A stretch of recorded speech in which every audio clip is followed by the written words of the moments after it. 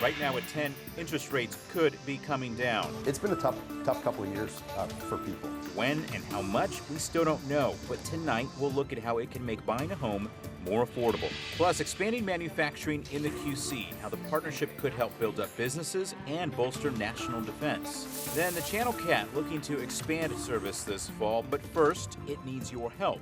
Tonight, the plan that could be an opportunity for you. Gearing up for a good cause. That first step is a little scary. I'm Maddie Franz, and I'll show you why dozens are rappelling down 11 stories and how the event helps an organization in our area. News 8 at 10 starts right now.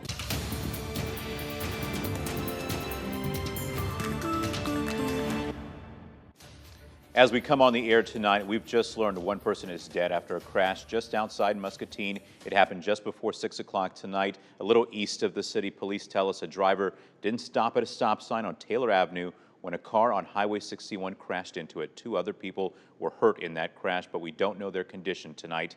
The Iowa State Patrol is investigating what happened. Our other top story tonight, the Federal Reserve says it's prepared to cut its key interest rate from a 23-year high.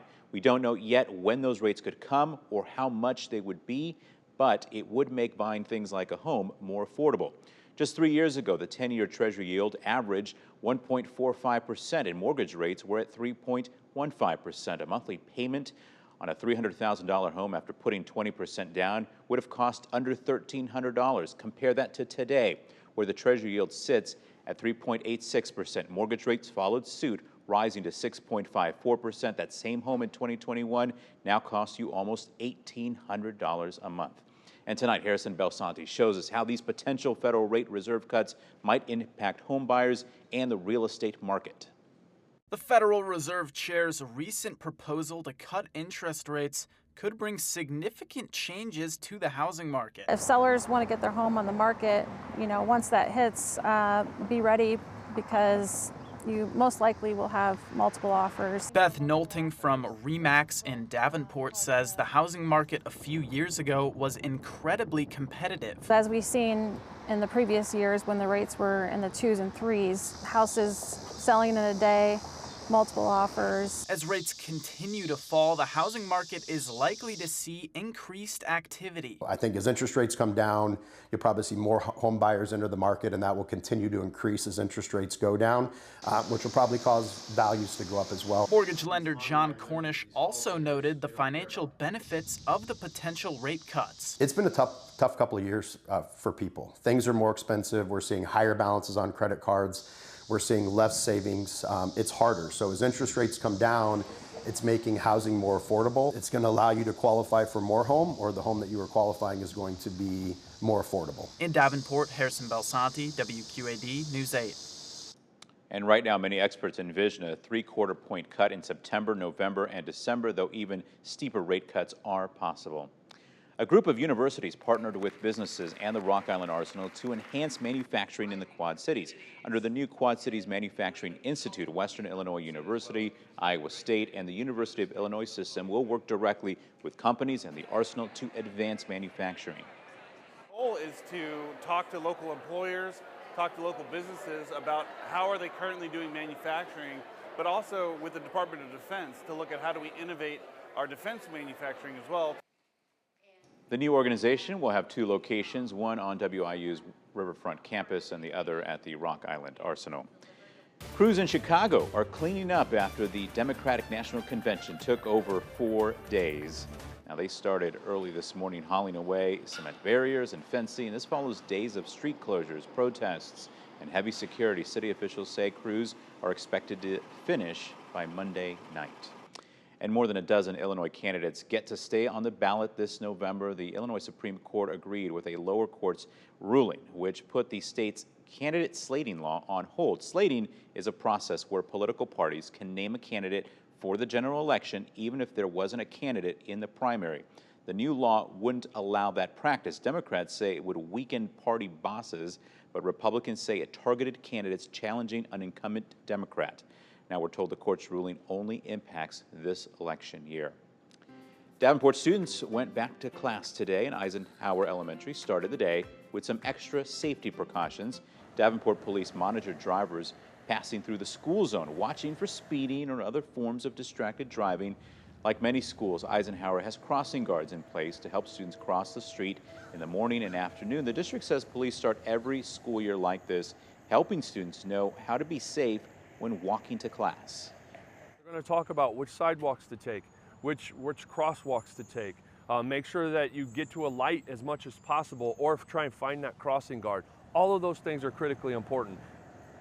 The superintendent says officers make visits to the local schools throughout the year to educate and remind students about safety practices. Officers say being distracted on your phone is another major reason crashes happen in school zones. A fallen soldier from our area will soon be honored for his love and sacrifice. It follows Tyler Smith's suspicious death in 2018. The 23-year-old was found in a Galesburg drainage ditch. State police are investigating and are offering a reward for tips. Right now, his family is getting ready to hold an annual 5K in his name. We're helping people in his name, which means it's just huge. It really warms your heart knowing that he's still here, you know, in spirit, his spirit, the person he was. The run and walk is September 15th in Rochelle near Rockford. Money raised goes back to the community. You can find a link to sign up on our website, WQAD.com.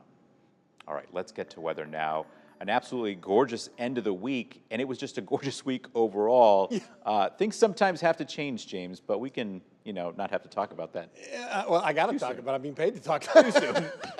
Maybe we can just talk about today for now. Yeah, it was. It was a fantastic way to end the work week. Let's put it that way, where we had our temperatures on average make their way right around 80 degrees, and that's still a little bit below the norm for this time of year. Temperatures, though, are falling, but not going to be as much as what we've been seeing in past nights, that's for sure. Widespread 60s across the board. The only exception on Burlington and Keokuk around the lower 70s. At the airport of Moline, we're at 69. A northeast wind at 3 miles an hour. Dew point temperatures are getting a little bit higher, and that means we are promising a milder night across the area. And it's all because of the summer heats returning just in time for the weekend. At least the hottest and most humid is not expected by early next week, but we're going to be building that heat and humidity in the coming days. And with the weekend, well, there is that still shower thunderstorm chance right in the middle of the weekend. We'll show you how it's all going to track, John, in just a few minutes. All right, James, thank you. A heads up for drivers on I-74 in Davenport. Crews are closing some lanes and on-ramps through early Monday morning. This is a live look in that area where the on-ramps from Kimberly Road to 74 closed just in the last few hours. Plus, the DOT also plans to limit traffic to one lane between 53rd Street and Lincoln Road. This is so crews can repair the Duck Creek and Middle Road bridges. We have more information about a detour you can take on our website, WQAD.com. Plus, the Channel Cat wants to extend service to every day after Labor Day. Now, in years past, it has only operated on the weekends through the end of its season in October. But to make that happen, it's hiring deckhands for the water taxis. If you'd like to apply and get an immediate interview, head to Celebration River Cruises on River Drive in Moline. All right, coming up tomorrow, Corvettes are taking over the LeClaire Riverfront. The annual Vets on the River event supports area veterans. More than 250 Corvettes will line the riverfront from about 10 in the morning until 4. All proceeds from this event benefit Quad City area veterans organizations. We have more information about this event on our website, WQAD.com. And new tonight at 10, more than 80 people are gearing up for a sky-high adventure in downtown Davenport. Just a few hours ago, you may have seen the first group of people on top of the Hotel Blackhawk, rappelling 11 stories down the side of the building. It's all part of an event called Over the Edge for Kids' Sake. And tonight, Maddie Franz shows us what it means to those facing the challenge and how it helps an organization in our area. Dozens of people are putting on gear just like this before rappelling down the side of the Hotel Blackhawk. It's all to celebrate the money they raised this year for Big Brothers Big Sisters. It takes a lot of belts, straps, and carabiners to prepare for the 7th Over the Edge. Is that snug?